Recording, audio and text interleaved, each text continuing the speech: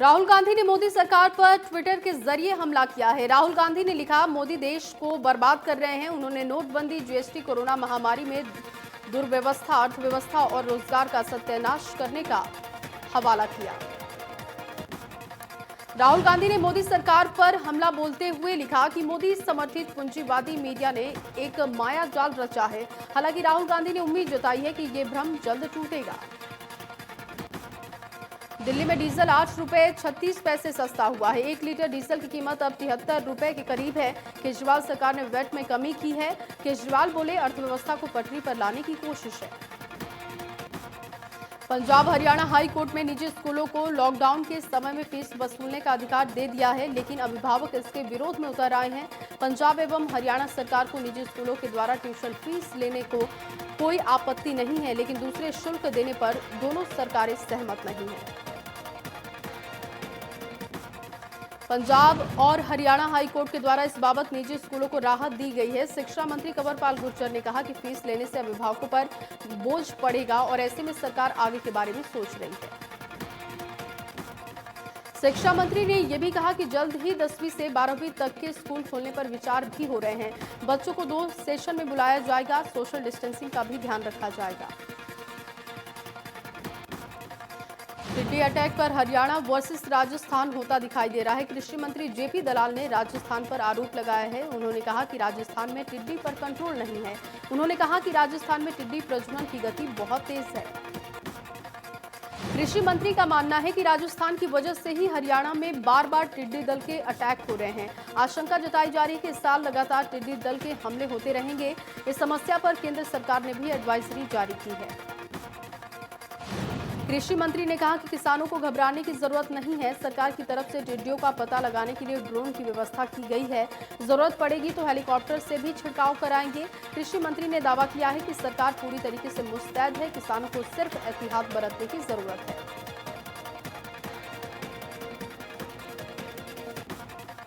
रोहतक के पिलाना और सांगखेड़ा गांव में टिड्डी दल पहुंचा। हालांकि किसानों की जागरूकता की वजह से फसलों को ज्यादा नुकसान नहीं हुआ।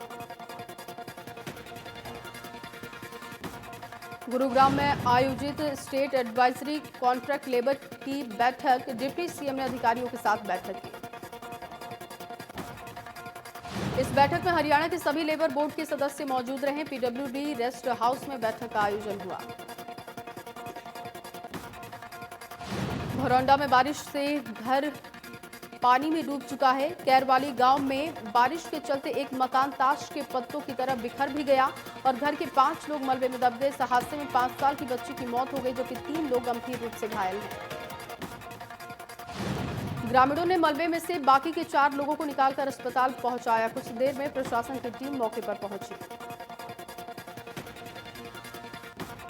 इंद्री में बरसात से कई जगह जलभराव की स्थिति पैदा हो गई है। सबसे ज्यादा बुरा हाल नया बाजार का है, जहां बरसाती पानी लोगों के घरों तक, दुकानों तक पहुंचा है। दुकानदारों और आम लोगों में काफी गुस्सा है। लोग इस समस्या से पहले भी कई बार प्रशासन को अवगत करा चुके हैं, लेकिन आज तक इसका कोई समाधान नहीं निकला है। यहां तक कि हाल ही में बड़ा सीवरेज बिछाया गया था, लेकिन अभी तक उसमें जल निकासी के लिए पाइप नहीं जोड़ा गया। कैथल में भी बारिश से बुरा हाल है। शहर के निचले इलाकों में झुग्गी बस्तियों में पानी घुस चुका है, जिससे कि लोगों की परेशानी बढ़ गई है। कैथल में हरिपुरा गांव के पास पहले ही फसल पानी में डूब चुकी है। एक बार फिर जब मूसलाधार बारिश हुई तो कई इलाकों में पानी ही पानी दिखाई दे रहा है। फसलें भी जलमग्न हो गई हैं। हर तरफ जहां बिना एनओसी के की गई रजिस्ट्रियों की जांच चल रही है, तो वहीं डीटीपी एनफोर्समेंट की टीम ने 50 से ज्यादा कॉलोनियों में अवैध निर्माण को धराशायी करने का काम किया। फरीदाबाद में अवैध रूप से बसाई जा रही दर्जनों कॉलोनियों में हो रहे निर्माण को ध्वस्त किया गया। डीटीपी नरेश कुमार की माने तो कोरोना के बीच अवैध निर्माण की बाढ़ सी आ गई है, लेकिन उनकी टीम लगातार भूमाफियाओं और बिल्डर्स की कमर तोड़ने में जुटी है। जुलाई के महीने में गांव दादा सिया, सरूरपुर, किरावली समेत कई जगह बनाई जा रही अवैध कॉलोनियों को तोड़ा गया है। पूरे महीने में 15 से ज्यादा जगह तोड़फोड़ की कार्रवाई को अंजाम दिया गया। 2 साल से ज्यादा का समय बीत जाने के बाद भी रेवाड़ी पुलिस एक बच्चे को नहीं ढूंढ पाई है। गांव मोहनपुर से अचानक लापता हुई 8वीं कक्षा की छात्रा शिवानी कहां है, इसका पता अब तक नहीं है। अब सीबीआई को छात्रा की तलाश की जिम्मेदारी सौंपी गई। दरअसल शिवानी जून 2018 को बाहर कुछ सामान लेने गई थी, लेकिन उसके बाद से वो अपने घर वापस नहीं लौटी। परिवार वालों ने हर जगह उसकी तलाश की, लेकिन कुछ भी पता नहीं चल पाया। जब हरियाणा पुलिस 1 साल से ज्यादा समय बीत जाने के बाद भी लड़की को नहीं ढूंढ पाई, तो हरियाणा सरकार ने सितंबर 2019 में नोटिफिकेशन जारी करके जांच सीबीआई को कराने की सिफारिश की और इसके बाद मार्च 2020 में सीबीआई को सौंपने के आदेश भी डीओपीटी ने दे दिए। सीबीआई ने एफआईआर दर्ज करने में करीब 4 महीने का टाइम लगा दिया। 27 जुलाई 2020 सीबीआई ने लड़की के किडनैप होने की एफआईआर दर्ज की है। कबूतरबाजी के मामले की जांच कर रही एसआईटी इंचार्ज करनाल रेंज की आईजी भारती अरोड़ा ने कहा कि लगातार विदेश से डिपोर्ट किए जा रहे युवकों की शिकायत पर मुकदमे दर्ज हो रहे हैं। अभी तक 300 से ज्यादा मुकदमे दर्ज किए जा चुके हैं, जबकि 60 लाख से ज्यादा की रिकवरी हुई है। भारती अरोड़ा ने बताया कि अब तक कार्रवाई करते हुए 145 आरोपियों को गिरफ्तार किया जा चुका है। भारती अरोड़ा ने कहा कि इनमें से ज्यादातर ऐसे युवा हैं जो कि रूरल एरिया से आते हैं, जो कम पढ़े लिखे हैं और ऐसे युवा गलत एजेंट के चक्कर में फंसकर अपनी जमीन तक बेच देते हैं। विदेश जाने के नाम पर विदेश में काफी परेशानी होती है, जेल भी उन्हें जाना पड़ता है। गोहाना के बुटाना गांव में गश्त करने के दौरान पुलिसकर्मियों की हत्या मामले में जिन युवतियों को गिरफ्तार किया था, उन्होंने गंभीर आरोप लगाए हैं। आरोप है कि पुलिस वालों ने रेप किया है। इस आरोप के साथ युवती की मां कोर्ट पहुंच गई और इसके बाद कोर्ट ने जेल अधीक्षक को आदेश दिया है कि युवतियों का मेडिकल हो। आरोप है कि जब युवतियां हिरासत में थी तब उनके साथ हैवानियत की गई है। बता दें आपको कि 29 जून को बुटाना गांव के पास गश्त पर गए सिपाही रविंद्र और एसपीओ कप्तान सिंह की चाकू से गोदकर हत्या कर दी गई थी। इसी मामले में दोनों युवतियों की गिरफ्तारी हुई थी। पुलिस ने 2 लड़कियों को गिरफ्तार किया है। रिमांड अवधि पूरी होने के बाद पुलिस ने युवतियों को करनाल जेल भेज दिया था, लेकिन अब इस मामले में चौंकाने वाला खुलासा हुआ। भिवानी नगर परिषद का सबसे बड़ा अधिकारी यानी कि यो रिश्वत लेते हुए विजिलेंस टीम के हत्थे चढ़ा। हिसार की विजिलेंस टीम ने यो को 35,000 रुपए की रिश्वत लेते हुए रंगे हाथों गिरफ्तार किया है। ये रिश्वत ठेकेदार से बिल पास कराने के एवज में ली जा रही थी। बताया जा रहा है कि नगर परिषद की गलियां बनाने वाले ठेकेदार विशाल यादव ने हिसार विजिलेंस में शिकायत की थी कि भिवानी नगर परिषद का कार्यकारी अधिकारी दीपक गोयल उससे बिल पास कराने के एवज में 35,000 रुपए की मांग कर रहा है। ठेकेदार की शिकायत पर हिसार विजिलेंस की डीएसपी विजेंद्र अत्री वाली टीम ने अपनी टीम के साथ भिवानी नगर परिषद में कार्यकारी अधिकारी के कार्यालय पहुंचकर ईओ से पूछताछ की। ठेकेदार विशाल यादव का कहना है कि ईओ ने पहले भी बिल पास कराने के नाम पर उससे 46,000 रुपए लिए थे। इस बार भी जब उसने पैसों की मांग की तो शिकायत उसने हिसार विजिलेंस टीम को दी। दुनिया में कोरोना के 1,71,79,092 नए जो संक्रमित मामले हैं, 6,69,948 कोरोना मरीजों की मौत हो चुकी है। 48,16,132 मरीजों का इलाज हो रहा है। अमेरिका में कोरोना के 45,68,037 कुल संक्रमित केस हैं। 1,53,840 कोरोना मरीजों की मौत हो चुकी है, जबकि 21,69,153 लोगों का अब तक इलाज हो रहा है। ब्राजील में कोरोना के 25,55,518 कुल संक्रमित मामले हैं। 90,188 कोरोना मरीजों की मौत हो गई है। 67,79,911 मरीजों का इलाज हो रहा है। देश में कोरोना के 15,84,384 संक्रमित मामले हैं। 35,000 से ज्यादा कोरोना मरीजों की मौत हो चुकी है। 5,27,770 मरीजों का इलाज हो रहा है। देश में एक दिन में 52,263 कोरोना के नए मामले सामने आए हैं। एक दिन में 775 कोरोना मरीजों की मौत हो गई है। 33,000 मरीज एक दिन में स्वस्थ हुए। महाराष्ट्र में एक दिन में 9,000 से ज्यादा कोरोना के नए मामले सामने आए। राज्य में 4 लाख के पार मरीजों का आंकड़ा है। 14,463 लोगों की मौत हो गई है। 1.5 लाख मरीजों का इलाज हो रहा है। देश में कोरोना केस के मामले में दूसरे नंबर पर तमिलनाडु है। एक दिन में करीब 6,500 नए मामले सामने आए हैं। 34,144 कुल संक्रमित आंकड़ा है। 3,741 कोरोना मरीजों की मौत हो चुकी है। दिल्ली में कोरोना के 1,000 से ज्यादा नए मामले हैं। राजधानी में कुल मामला 1,33,310 इस वक्त है। करीब 4,000 कोरोना मरीजों की मौत हो गई है। 10,000 से ज्यादा लोगों का इलाज हो रहा है। यूपी में करीब 3,500 कोरोना के नए मामले हैं। 77,334 कोरोना के संक्रमित मामले हैं और 1,530 कोरोना मरीजों की मौत हो चुकी है। राजस्थान में एक दिन में 1,144 नए मामले दर्ज किए गए। कुल 39,780 कोरोना संक्रमितों का आंकड़ा पहुंचा। 654 मरीजों की मौत अब तक हो चुकी है। 10,000 से ज्यादा लोगों का इलाज हो रहा है। हरियाणा में एक दिन में 755 कोरोना के नए संक्रमित मामले। 24 घंटे में 7 कोरोना मरीजों की मौत। 662 कोरोना मरीज रिकवर। प्रदेश में 33,631 कुल कोरोना पॉजिटिव केसेस हैं। 413 मरीजों की मौत हो गई है। 6,798 कोरोना मरीजों का इलाज हो रहा है। अंबाला में कोरोना का कहर जारी है। 15वीं मौत दर्ज की गई है। 56 साल की महिला ने दम तोड़ा। जिस महिला की कोरोना से मौत हुई है, इसके पहले उसके पति की भी कोरोना की वजह से ही मौत हुई है। पंचकूला में एक बार फिर से कोरोना का विस्फोट हुआ है। सीआरपीएफ के 12 जवान समेत 30 लोगों में कोरोना की पुष्टि हुई है।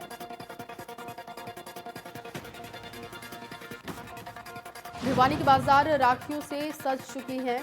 भिवानी में राखियों की वैसे तो बहुत सी वैरायटी उपलब्ध है, लेकिन इस बार त्योहार फीका है। दुकानदारों का कहना है कि लोग कोरोना के डर की वजह से बाजार नहीं आ रहे हैं।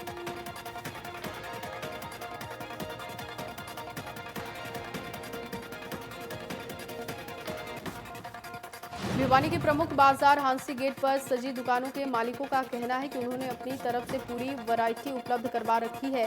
बावजूद इसके फिर भी लोग घरों से नहीं निकल रहे हैं। दूसरी सबसे बड़ी समस्या है कि इस बार ट्रेन व बस भी पूरी तरीके से नहीं चल पा रही, जिसकी वजह से बहनें अपने भाई के पास जाने में असमर्थ हैं।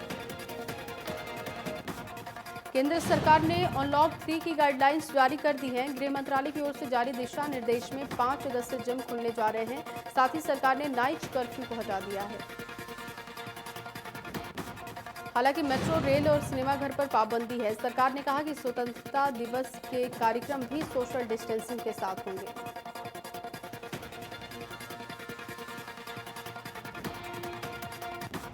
इसके अलावा अन्य स्वास्थ्य प्रोटोकॉल का पालन करना होगा। लोगों के लिए अभी मास्क पहनना अनिवार्य है।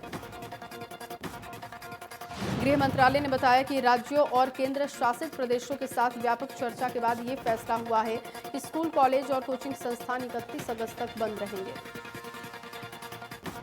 मानव संसाधन विकास मंत्रालय का नाम शिक्षा मंत्रालय कर दिया गया है। ये फैसला मोदी कैबिनेट की बैठक के दौरान हुआ। इस बैठक के दौरान मोदी सरकार ने नई शिक्षा नीति को भी मंजूर किया।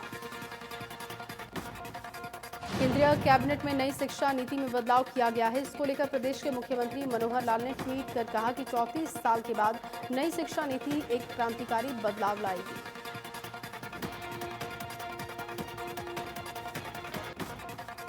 इलाहाबाद शहर के वार्ड नंबर 9 में स्थित राजकीय वरिष्ठ माध्यमिक विद्यालय प्रांगण में स्थित राजकीय प्राथमिक विद्यालय से अज्ञात चोरों ने बच्चों को दिए जाने वाले मिड डे मील का राशन और अन्य कीमती सामान चोरी करके ले गए। सरकारी आदेशों के अनुसार गत 1 जुलाई से 26 जुलाई तक सभी राजकीय विद्यालयों को बंद किया गया था, जिसकी वजह से चोरी का पता नहीं चल पाया। जब स्कूल खुला तो चोरी का पता चला।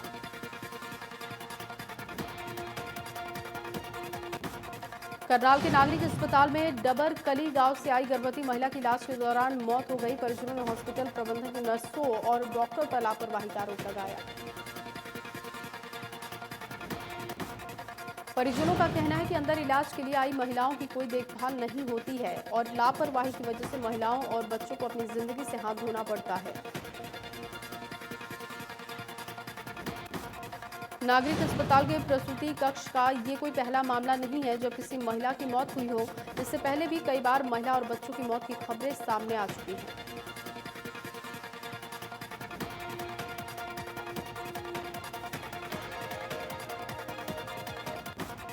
इंद्री में नगर पालिका सचिव रविंद्र कुमार के आदेश पर नगर पालिका के खसरा नंबर 135, 136 और 137 की निशानदेही शुरू हो चुकी है। इसके चलते कब्जाधारियों में हड़कंप की स्थिति। पृथला में सरकार ने गांवों में पढ़े लिखे पंच सरपंच बनाने का जो फैसला किया था उसके सार्थक परिणाम सामने आ रहे हैं। गांव में सरपंच ने सीसीटीवी कैमरा सहित गांव के सरकारी स्कूल में अच्छी सुविधाएं उपलब्ध करवाई हैं। करनाल के कल्पना चावला मेडिकल हॉस्पिटल में डिलीवरी के बाद एक महिला की मौत हो गई, जिसके बाद परिजनों में जमकर नाराजगी देखने को मिली। परिजनों में हड़कंप की स्थिति है।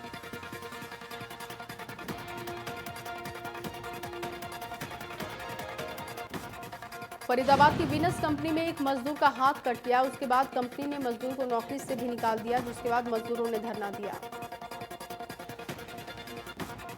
जानकारी मिलते ही विधायक नीरज शर्मा और मजदूरों ने कंपनी के खिलाफ मोर्चा खोल दिया है। उन्होंने मांग की है कि कंपनी से निकाले गए मजदूर को तुरंत नौकरी पर वापस रखें। करनाल में नेशनल हाईवे पर अनियंत्रित होकर ट्रक पलट गया। हादसे में किसी के भी हताहत होने की खबर नहीं। पानीपत में एक शख्स का शव मिलने से हड़कंप की स्थिति है। पुलिस ने शव को कब्जे में लेकर पोस्टमार्टम के लिए भेजा। मृतक के बेटे मोनू ने आरोप लगाया है कि कुछ दिन पहले उसके पिता की गली में पाइपलाइन बिछाने को लेकर झगड़ा हुआ था, जिसके बाद वार्ड पार्षद बॉबी चावला ने उसकी पिटाई की। पानीपत में कोविड-19 का असर रक्षाबंधन पर देखने को मिल रहा है, जिसके बाद डाकघर में स्पीड पोस्ट के माध्यम से बहनें अपने भाइयों को राखियां भेज रही हैं। फरीदाबाद में रक्षाबंधन पर्व पर हरियाणा रोडवेज की बसों में महिला निःशुल्क यात्रा नहीं कर पाएंगी। वहीं दूसरी ओर अधिकारियों का कहना है कि सरकार ने सोशल डिस्टेंसिंग बनाए रखने के चलते ये फैसला किया। यमुनानगर में जिला जेल में तलाशी अभियान चलाया गया। इसके बाद पुलिस ने 12 मोबाइल भी जब्त किए। फिलहाल अधिकारी मामले की जांच में हैं। नहर के भैड़ी भैरो गांव के पास खेतों में गड्ढे में दबा हुआ शव मिला है। मृतक रामपाल 26 जुलाई से लापता था, जिसकी शिकायत बेटी ने करवाया था। परिजनों के शक के आधार पर भतीजे को पूछताछ के लिए थाने बुलाया गया। पूछताछ में उसने 2 साथियों के साथ रामपाल की हत्या की बात स्वीकार भी की है। इंग्लैंड के तेज गेंदबाज स्टुअर्ट ब्रॉड टेस्ट गेंदबाजों के ताजा रैंकिंग में 7 स्थान आगे बढ़ते हुए तीसरे स्थान पर पहुंचे। युवराज सिंह ने इंग्लैंड के तेज गेंदबाज स्टुअर्ट ब्रॉड के द्वारा टेस्ट में 500 विकेट पूरे करने पर उनकी जमकर तारीफ की। ऑस्ट्रेलिया के लेग स्पिनर शेन वॉर्न ने इंग्लैंड के स्टुअर्ट ब्रॉड की जमकर तारीफ की और कहा कि ब्रॉड के पास 700 टेस्ट विकेट लेने का मौका है। गौतम गंभीर ने कहा कि भारतीय टीम इस बार जब ऑस्ट्रेलिया का दौरा करेगी तब स्टीव स्मिथ और डेविड वार्नर की वापसी से उसके सामने कड़ी चुनौती होगी। कपिल देव ने कहा कि तेंदुलकर को शतक लगाना तो आता था, लेकिन उसे डबल और ट्रिपल सेंचुरी में बदलने की कला में वो माहिर नहीं है। सुरेश रैना ने कहा कि रोहित शर्मा टीम इंडिया के अगले धोनी हो सकते हैं। वो पूर्व कप्तान की तरह हर खिलाड़ी की बात सुनते हैं।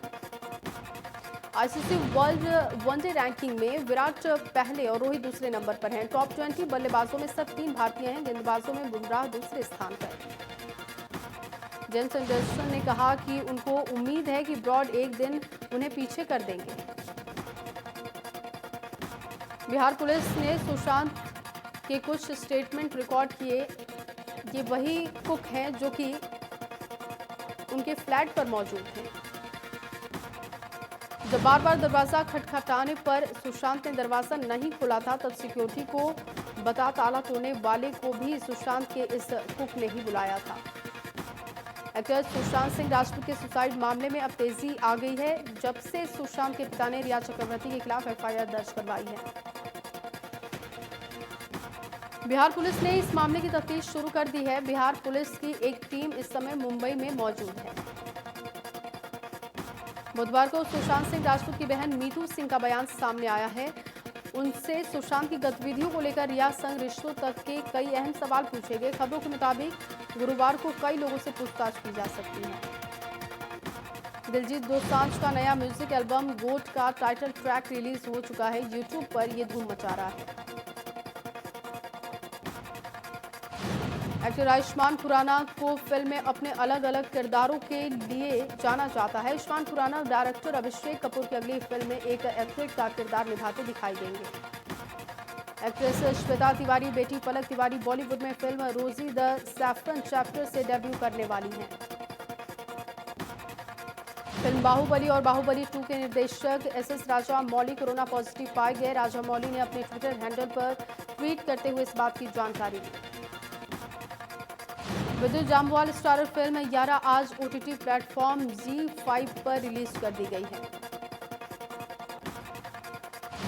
आफ्ताब शिवदासानी स्टारर फिल्म धुंध का पोस्टर रिलीज किया जा चुका है। फिल्म की कास्ट अब तक अनाउंस नहीं की गई है। फिल्म लूट केस 31 जुलाई को रिलीज होने वाली है। फिल्म डिज्नी प्लस हॉटस्टार पर रिलीज होगी। सोनू निगम गुरुवार को अपना 48वां बर्थडे सेलिब्रेट कर रहे हैं। सोनू निगम ने अपने सिंगिंग करियर में शुरुआत